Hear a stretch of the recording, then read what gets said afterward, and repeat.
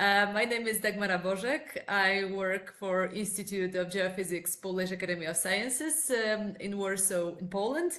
And I work as a specialist, a science communication specialist.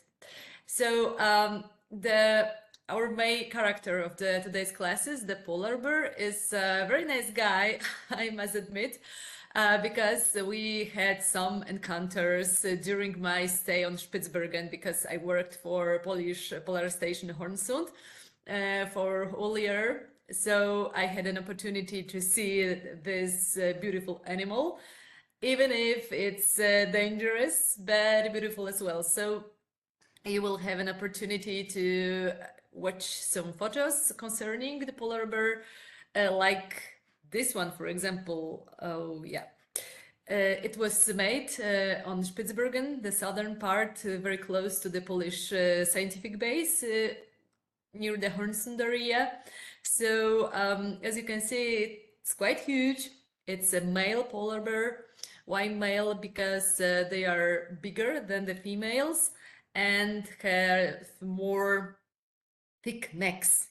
And I think that it's quite old because he has a special fur color, which means it's a little bit yellow. Because when the polar bear is getting older, the fur is changing the color from, let's say, white to yellowish. So, yeah. Such kind of encounters are very interesting, of course, because opportunity to see that beautiful animal in the wild nature is very unique, but it is also very dangerous. Fortunately, during my stay at Spitsbergen, we hadn't any dangerous situation. Of course, we met a few times the polar bears around the station or in the field during the field works, but it was like interesting encounter.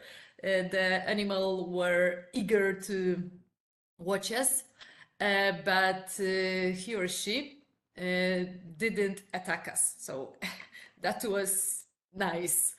Okay, the natural habitat of the polar bear is the Arctic. The Arctic is the area around the North Pole, the Arctic Ocean, the islands like Greenland, and of course the territories of northern territories of some countries, the Arctic countries like US, Denmark, Norway, or Russia. So of course it's a very quite huge area. We know that due to climate change, the whole conditions, meteorological and the climatic conditions are changing. So in the very last slide of the presentation, we'll focus a little bit about the adaptations of the polar bears and how they are able to how they are able to adapt to the changing environment. It's interesting that for us, the Polish scientists, the Arctic is like the area of first the scientific work, because we have a few scientific bases on the Svalbard archipelago, the Spitsbergen, the main island, but the whole Arctic is inhabited not only by animals like polar bears, but also by humans. So it is 4 million people, indigenous people, who live in the Arctic. So the Spitsbergen and whole Svalbard archipelago doesn't have natural indigenous inhabitants, so that's why we are focusing more, like Polish scientists, more on the scientific issues. Okay, so there are some maps concerning the Arctic area and the polar bear. We have 19 populations of the polar bears around the whole Arctic area. So on the left, you have marked the places where they are spotted. Of course, it doesn't mean that they are not able to contact with each other. They are in touch, especially some populations that live close to each other, and there are many, or there is enough thick pack ice, to move on it, to be transported to the polar bears from other population. So the whole population of worldwide of polar bears, it's, as you can see, varies from 20 to 25,000 individuals. It's quite a big number, let's say, and it's rather stable. Of course, there are some populations that are endangered, but some are thinning and some are in very good shape. Like the population we are focusing on today, which means the population of Barents Sea. No, it's an area close to Svalbard archipelago. On the right, you have the map of the Arctic.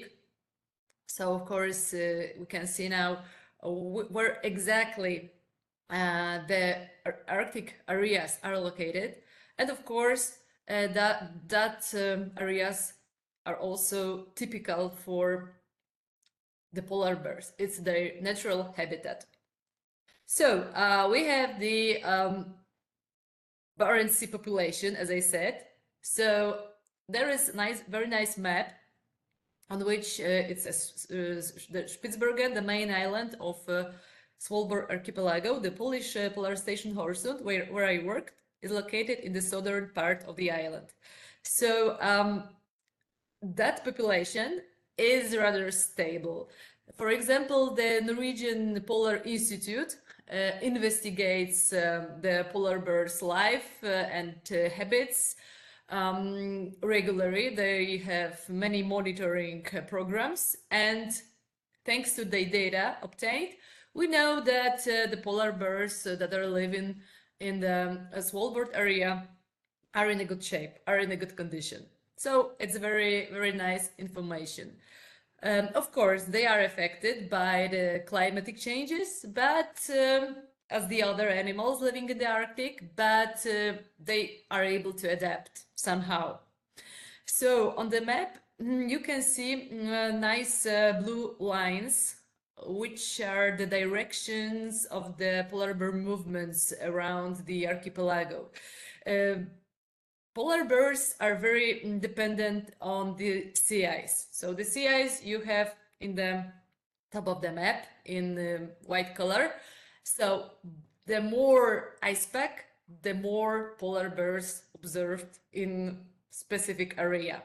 So for example, when I worked at the station, we watched very carefully especially during the polar night, the maps, satellite maps with the images of moving ice pack, because it gave us the information when it will be the ice pack, we might expect unexpected guests like polar bears. So it was like the ice pack is coming, which means the birds are coming too. As you can see, the southern part of the Spitsbergen Island is also visited by the polar bears. In the station, there are some observation made like how many polar bears visited the station during the year. And during my expedition, it was 10 years ago, so it was quite long time perspective. It was approximately 44 individuals. It's not so many. I think that 20 years ago, people worked at the station might observed more than 100 polar bears. So yeah, that's the number. 44, it's not so much. But maybe it's better, because the encounters with the polar bears were very nice, as I said, and rather safe. And now we have short info concerning the bear family. As you can see, the polar bear has very nice and many relatives, like of course brown bear and the giant panda. We are familiar with them, but the other ones, and as you can see, there are other polar bears species that are living in different geographical areas like American or Asian black bear. So all of them belong to bear family. It means 7, 8, no, how many? 8 individuals. Yeah, 8 species, including our polar bear. Here we have very nice hybrid. It's called Pizzly, which means polar bear plus grizzly. That hybrid is observed for now because we don't know how it will evolve in the future in the Canadian Arctic. It means that the polar bears and the grizzly have some encounters, and as a result, we have Pizzlies. So they have characteristics of both species, grizzly and the polar bear, and maybe it will be more adapt to changing environment, changing Arctic environment. Now we have only more than 10 something like this, individuals like this living in the Canadian Arctic, but the number is increasing. So it's the new issues for the scientists to focus more on that topic. And of course, polar bears, we know that they are cute, interesting, lovely, and so on, but they are also very dangerous. It's top predator, apex predator in the Arctic, so it means that it has no other enemies like humans in the Arctic. So of course, it's a very big animal. The female polar bear weight is 150 kilos, and the male 300 kilos or even more.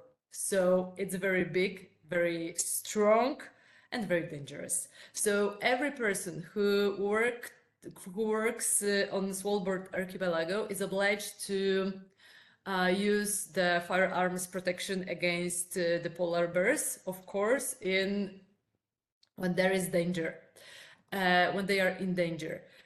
So for us, as the employees of the scientific base, it means that those of us who are, for example, regularly go to Svalbard or work there for a contract, 1-year contract, need to participate in a special shooting training, obtain a special permission to have a firearm, and know how to use it in the field.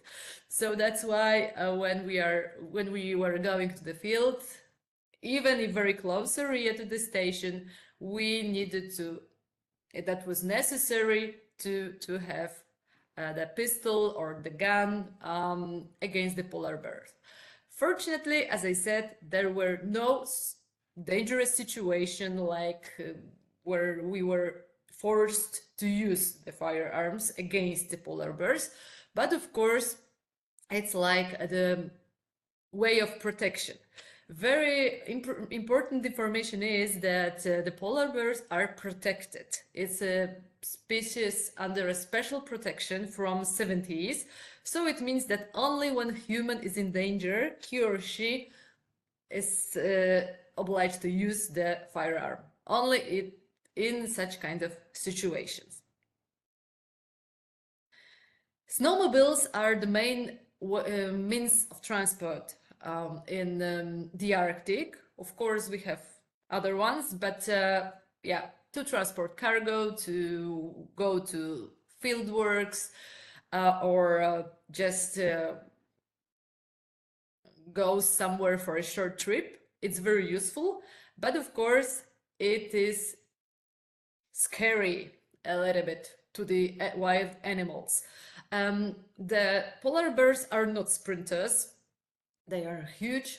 They can't run fast. The maximum speed they may reach is 40 kilometers per hour. That's not so much, but of course, the polar bear is not able to run for a long time with that speed, only 1-2 minutes, something like this. And the average speed, let's say, when we have very nice snow conditions of the small snowmobile is approximately 100 kilometers. So it means that we are faster than the polar bears, and the engine of the snowmobiles produce the noise that is very annoying and scary for the polar bears. So when we were taught about the behaviors of the polar bears before our expedition to Svalbard, we were told that we can't use the snowmobiles when the polar bears are in the same area, because they were very frightened. We might hurt them because they will escape from the noise, from the object they don't know, and as a result they may be overheated and will have a heart attack even. So yeah, so of course we can observe, for example, when we are in the field, the polar bears from the long distance, use the cameras with nice lenses to take some pictures, but we are not allowed to go closer on the snowmobile to the polar bear. Now it's kind of a history at the Polish Polar Station Horsund, because for many years the dog used to live in the station, and they were natural alarming system against the polar bears. Now it has changed. For about 3 years there is video system around the station. So on the computer you can watch exactly what is the view around the station, if it is safe to go outside or not. And till that time, at mine expedition, it was like we had 2 dogs that were not only our true friends, but very nice, very effective tool of protection against the polar bear, because they alarmed us. They have very nice sense of smell and sense of sight to spot the bear from very long distance. And yes, there is another map. You have marked Polish Polar Station Hornsund. It is in the southern part of the Spitsbergen. Yeah, and as you can see, it's very rocky island covered with glaciers in many areas. So the interactions between scientific equipment around the station and the polar bears, it's very nice and quite another topic of the story, because they are curious. We know that they are beautiful and dangerous, but they are curious too. It means that when they spot something unusual on their way, it means that they are eager to touch it, like the rain gouge. It was located very close to the forehead of the Hans Glacier, Hansbren, and as you can see, polar bears were very interested in such kind of equipment. So on this situation, particular one, that is shown on the picture, a person from the station used a flare gun to scare away the polar bear, not to damage the rain gouge. So as you can see, the polar bear is escaping. Nobody was hurt, neither the rain gouge nor the polar bear. But it's very let's say often that when they are going along the shore, or visit the station by a chance, they are eager to touch everything. And because the polar bears has very big paws, it means that everything is damaged after such kind of visit. Yes, so another thing concerning polar bears' behavior is aggression. They might be aggressive too due to some factors, like the hunger. Polar bear hungry polar bear means dangerous polar bear. Another thing is female polar bear with the cub. The cub is quite huge here. It's hard for me to say which one is the mother and which one is the child, but the mother takes care of the younger for 2 or 3, even 3 years. So it is quite a long time perspective. Polar bears rather prefer to stay alone. So it's not usual to see a group of polar bear. And if we see 2 or 3 polar bears, it means that it is a mother with the cubs. So it's like on that picture, they visited the Polish polar station, and it was like walking around, seeing what's going on, and just going to their own direction, fortunately. So the female polar bear might be aggressive too because she is protecting their children. So it concerns also the other species. If you see the mother, the children, it's the best solution is to stay away from them and watch from the safe perspective. And of course, when the animal is ill, old, weak, the aggression is also the reaction when we are approaching.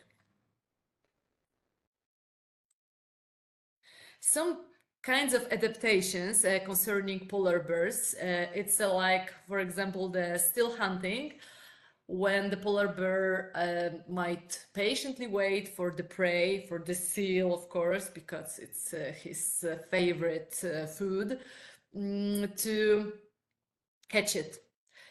Of course, polar bears have as well very good senses, like sense of smell, and thanks to it, they are able to smell, to sense, to feel the seal hidden 1 meter under the snow in the distance even of 30 kilometers. So it's quite impressive. When there is not enough food for the polar bears, they are able to starve for 7 or 9 months, which means when we have a healthy polar bear with very good fat reserves, it is able to starve for some time. It's of course especially during the summertime where there is not enough food. When there is no snow ice, and the snow ice is very important for the polar bears because they use it as a means of transport to go to the longer distances, or as a platform from which they are able to hunt for the seals. They are able to walk on icy surface thanks to a very big feet and the sharp claws. So it is very helpful, and another kind of adaptations to the Arctic conditions. Against the cold, polar bears have very thick fur. It consists the 2 layers. The under layer, let's say, which is very thick, very warm, and the longest hair outside. The color of the polar bear's fur, it's rather, let's say, how to say, it has not special color. It is rather like illusion, the optical illusion that we spotted as a white color. And the skin of the polar bear is black. The scientists are not 100% sure what is the aim of the black skin of the polar bears, but maybe it might absorb more sunlight, more heat, and keep warm. And when we are talking about the hunting, we know that still hunting is the method of catching the prey, catching seals, but also the construction of the body helps the animal to hunt for seals, which means the long muzzle of the polar bear and the neck. That's why he or she is able to put a head into the breathing hole. Breathing hole is a special hole in the ice surface used by seals to catch a breath. So, in very close to such kind of holes, the polar bears wait very patiently. When the seal emerges, it is catched by the polar bear. So the long muzzle and the long neck helps very much to put the whole head into that breathing hole and to catch a seal.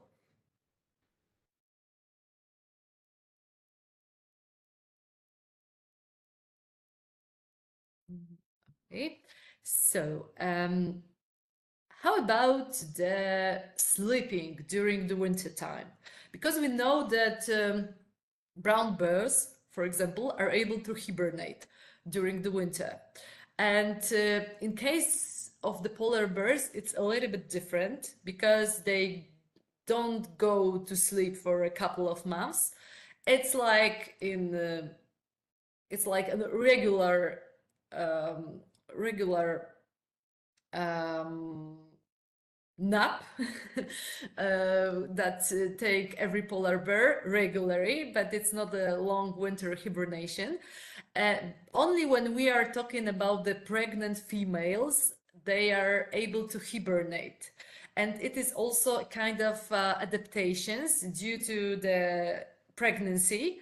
And of course, the hibernation helps not to lose so much energy because when the animal is active all year round, it needs food, it needs rest to have the more energy. So the hibernation is very practical during the pregnancy time, and to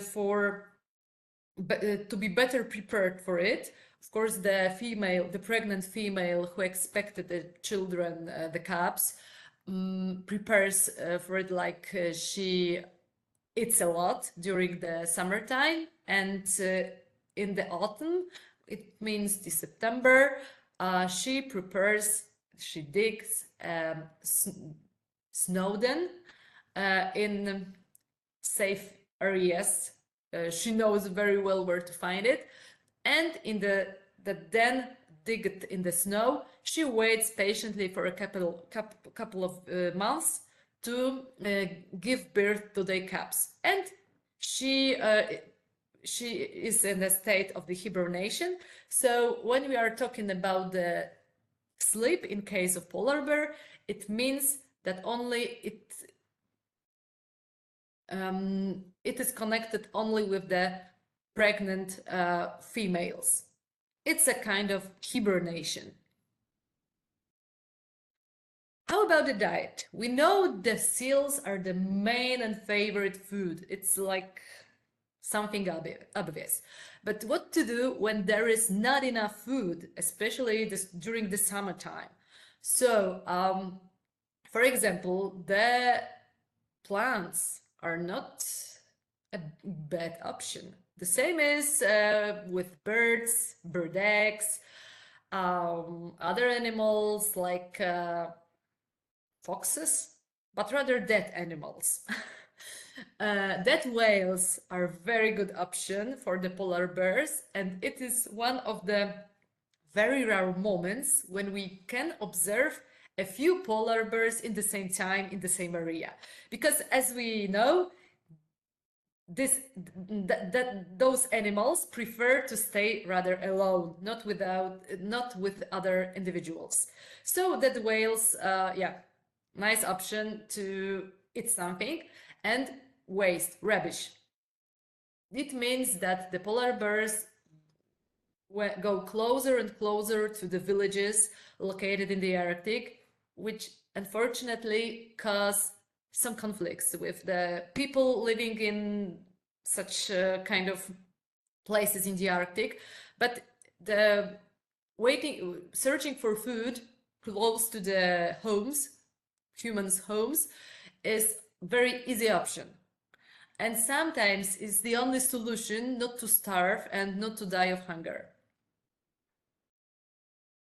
And here is the last slide, I believe, of the presentation concerning, only in a short words, concerning the future of the polar bears. Because as we indicated in the very beginning of the presentation, the Arctic climate is changing. It's the Arctic is getting warmer.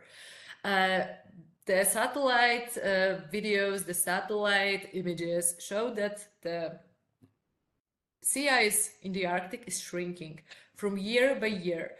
The minimum was reached in 2019, and of course those minimums are observed and fixed every day, every year. So it means still in a still process of changes. So that might be dangerous for many animals, representatives that are typical for the Arctic fall, muskoxes, walruses, polar bears, seals, and so on. But on the other hand, those animals who are well adapt to the harsh conditions, the Arctic conditions, are able to adapt to the changing conditions as well. We hope, because it's typical for living organisms to change their habits, to change their way of life, to somehow adapt to the environment. So one of very nice and interesting and unique adaptations was unnatural, let's say, behavior of the polar bear observed in 2020, very close to the Polish polar station Horsund. For sure, it's the very first video or very first recorded material of such kind of polar bear's behavior, because he or she, it's hard to say now, attacked the reindeer.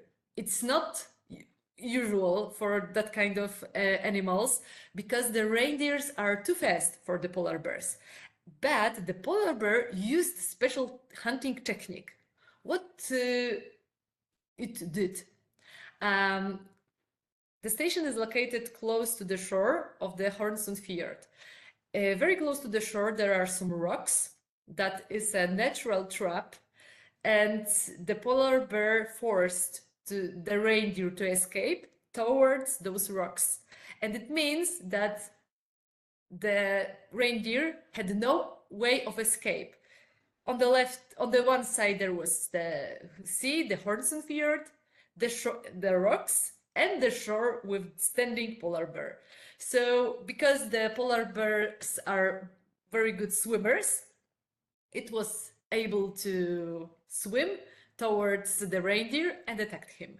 So it was not only one case, a few reindeers were killed using that technique, and it was very unusual. So it means that if the polar bears can't hunt for seals because there is no ice pack, no sea ice during the summertime, it somehow tries to use another methods of hunting for different aims, like the reindeers. So it means that there is still hope for the animals, the wild animals living in the Arctic, to adapt somehow to the changing environment. If you are eager to know more about the polar bear, I encourage you to use the package Polar Bear from our previous project, EduArctic 2. I will also send you the the link to the whole package. The package is in English. There are many links to video materials. There is also a student worksheet to do some exercises. So if you would like to use it, just feel free. Of course, you can also write me an email if you will have any comments, questions.